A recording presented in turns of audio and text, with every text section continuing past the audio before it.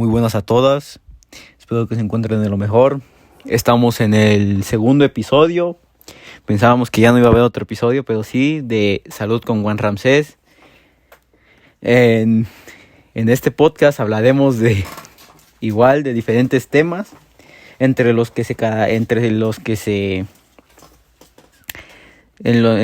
destacan la función del sistema reproductor, así como los componentes de cada sistema. Y en este caso primero empezaremos con el femenino. La estructura del aparato femenino.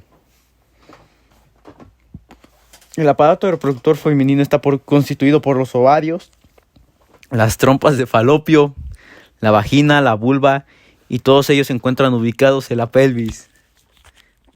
Sus principales funciones van desde la producción de ovocitos, producción de hormonas sexuales, transportar el ovocito y permitir el embarazo. Los ovarios o gónadas femeninas son los encargados de producir óvulos, y los cuales son portadores de la mitad de la información genética necesaria para que se lleve a cabo la fecundación. Se encargan de producir las hormonas sexuales femeninas y los ovarios se encuentran dentro de la pelvis. Después pasamos con las trompas de falopio o trompas uterinas, que son dos estructuras que se encuentran a los lados del útero y que se encargan de transportar a los espermatozoides y óvulos, y se identifican en tres porciones distintas: el istmo, que está unido al útero; la ampolla, que es la porción más ancha, y se continúa con el infundíbulo, que tiene las fimbrias, o sea, proyecciones digitales que se encargan de atraer al óvulo liberado por el ovario hacia las trompas de falopio. Proseguimos con el útero. El útero es un órgano hueco formado por músculo liso que se encuentra dentro de la pelvis, situado por detrás y arriba de la vejiga. Después seguimos con el cuerpo, que es la parte superior ancha que comunica a las trompas de falopio; el cuello o cervix, que es la porción inferior más delgada que comunica a través del conducto cervical hacia la vagina. Dentro del útero también se encuentra el endometrio, el cual es un tejido especial que se encarga de alojar al cigoto, o sea, el óvulo fecundado, y permitir su crecimiento y desarrollo. Proseguimos con la vagina. Este es un conducto de músculo liso que se encuentra por debajo del útero y delante del recto, que mide entre 10 y 8 centímetros, que se encarga de recibir al pene durante el coito. Vulva.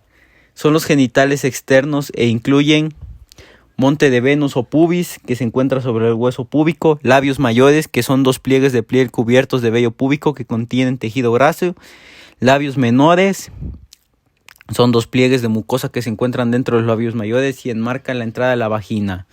El clítoris, que se encuentra en la parte anterior de los labios menores, es una estructura formada por tejido eréctil y es equivalente al pene. El periné, que es la zona que va desde el monte Venus hasta el ano. Después pasamos con la estructura y el funcionamiento del aparato genital masculino. Entre ellos se encuentra el escroto, que es una bolsa de piel que cuelga de la raíz del pene. Posteriormente tenemos a los testículos, también llamados gonadas masculinas, que son estructuras ovoides de aproximadamente 5 a 2.5 centímetros, que pesan entre 10 y 15 gramos. Los testículos tienen su origen en el abdomen, pero conforme se va desarrollando el feto, los testículos descienden hasta quedar fuera del cuerpo. Pasamos con los túbulos rectos, que son la continuación de los túbulos seminéferos. Dentro de ellos se encuentran los espermatozoides, y a través de estos túbulos llegan a la red testicular. Posteriormente pasan a los conductos eferentes y al conducto epidimio. Es una estructura que se encuentra atrás de cada testículo y mide de 3 a 5 centímetros de largo, formado principalmente por el conducto epididimario, el cual es un tubo estrecho que mide aproximadamente 6 metros de largo. El espermatozoide tarda en 3 semanas en atravesar el epididimio, y al final del proceso los espermatozoides ya están listos para desplazarse nadando hacia el óvulo. Posteriormente pasamos con el conducto deferente, que es la continuación del conducto anterior. Este conducto mide entre 45 centímetros de largo y 3 milímetros de diámetro. Sale por la parte posterior del epididimio, recorre el conducto inguinal, ingresa a la pelvis, pasa por debajo de la vejiga y se dirige hacia la próstata, pero antes de llegar a ella se une al conducto de la vesícula seminal. Posteriormente hablaremos de las vesículas seminales. Son 2 glándulas que se encuentran por debajo de la vejiga y están formadas por un tubo en espiral. En estas glándulas se secreta el líquido seminal, el cual contiene fructuosa, vitamina C y otras sustancias que permiten la nutrición de los espermatozoides. Seguimos, después de las vesículas seminales, proseguimos con el conducto eyaculador, que está formada por la unión de 2 conductos deferentes que penetran en la próstata y llegan hasta el extremo proximal de la uretra. La próstata es una glándula que se encuentra rodeando la uretra y tiene la función de secretar un líquido lechoso y levemente ácido que contiene ácido cítrico.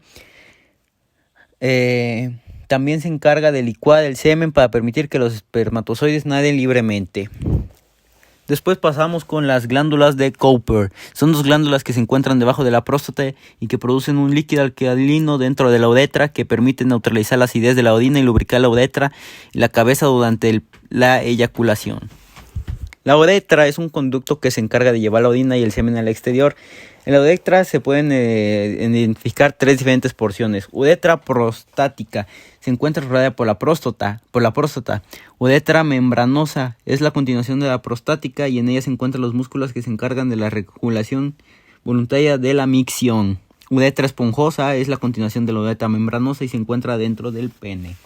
Y por último tenemos al pene, que es el órgano cilíndrico que se encarga de la excreción de la orina y depositar el semen en la vagina. Se puede identificar las siguientes partes: la raíz, que es la parte que está en la parte inferior a la pelvis; el cuerpo, que es la porción media cilíndrica; la erección, que es la otra estructura en el cuerpo esponjoso; y el glande, también llamado como cabeza del pene, es la continuación del cuerpo esponjoso y se encuentra en la salida de la uretra. Posteriormente hablaremos del sistema endocrino, que es la siguiente parte de nuestro podcast.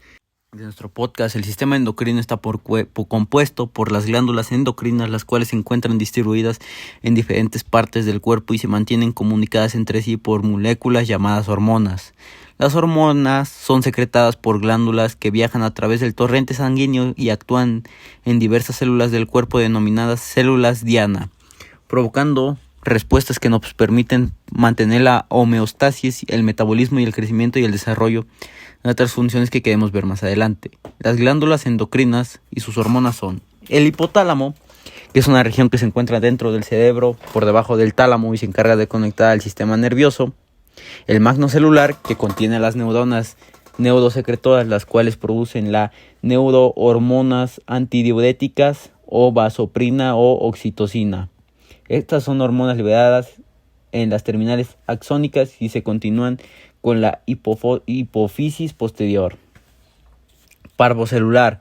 Contienen a las neuronas secretoras de hormonas hipofisiotrópicas que regulan la hipofisiosis anterior. Las hormonas que producen son hormona liberadora de somatotropina, hormona inhibidora de la prolactina, hormona liberadora de la tirotropina, hormona liberadora de la corticotropina.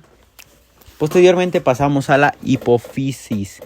Es una glándula que se encuentra dentro del cerebro, cuelga por debajo del tallo hipofisario y se aloja en la silla turca. Posteriormente pasamos a la hipófisis posterior. Es la continuación de las axónicas del hipotálamo, por lo que es un tejido neuronal y se encarga de liberar ADH y oxitocina, previamente sintetizadas en el hipotálamo. La ADH se encarga de regular la retención de agua por el riñón. La oxitocina actúa durante el parto, permitiendo la contracción del útero y posteriormente permite que se lleve a cabo la lactancia materna. Después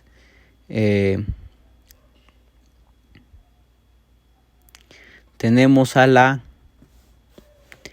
lóbulo intermedio de la hipófisis. Se encarga de secretar la hormona estimulante de la melanocytos. Después proseguimos con la tiroides. Es una glándula que se encuentra en la parte anterior del cuello. Tiene la forma de una mariposa y está regulada por la TSH. es una glándula de la glándula de tiroides se lleva a cabo la síntesis y liberación de hormonas tiroideas, y para su correcto funcionamiento se requieren cantidades adecuadas de yodo, la cual es un elemento que no producimos.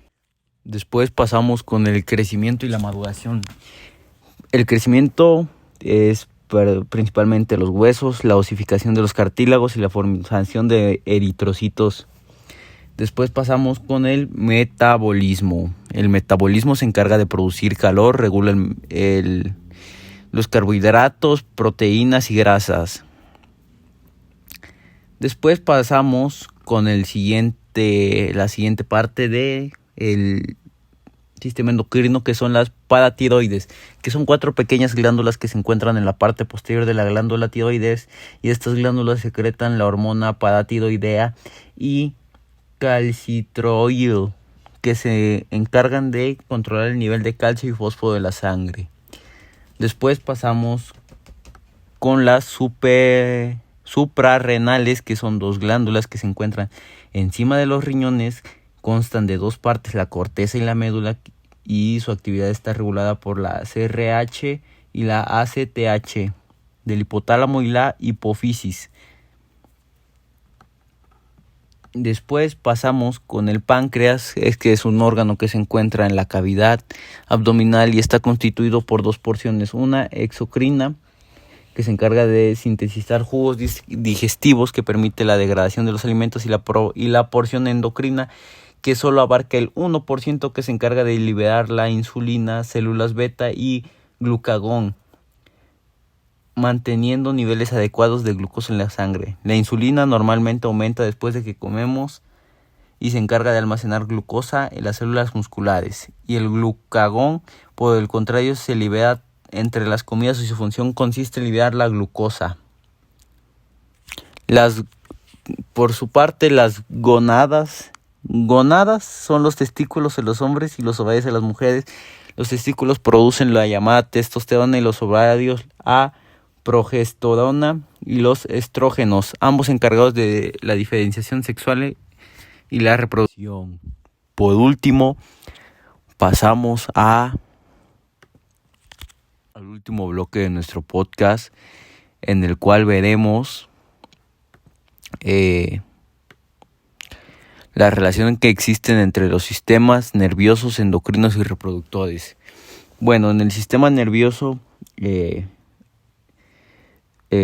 cerebro manda diversos estímulos hacia los genitales, tanto de hombres como mujeres, en los que se generan orgasmos y ese tipo de cosas, mientras que en el sistema endocrino estos producen células que hacen que estos producen hormonas que hacen que hay una mayor diferenciación entre cada uno de los sexos. Por ejemplo, en el caso del hombre, el sistema endocrino produce la testosterona, y la testosterona se aloja en los testículos.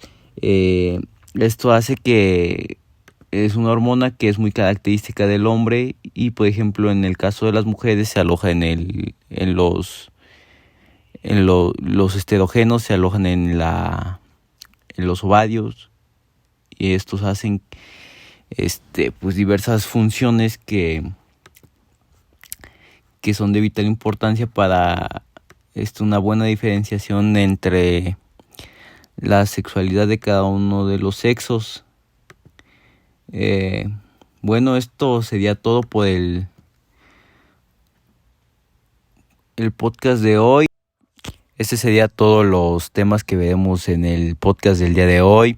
Espero de verdad que les haya gustado. Sé que no es tan largo como el podcast anterior, pero es que este fue un podcast más en el cual abarcamos menos temas, y era un podcast en el cual debía ser fácil de entender y muy corto, así que muchas gracias por habernos escuchado. Salud con Juan Ramsés. Muchas gracias. Hasta la próxima.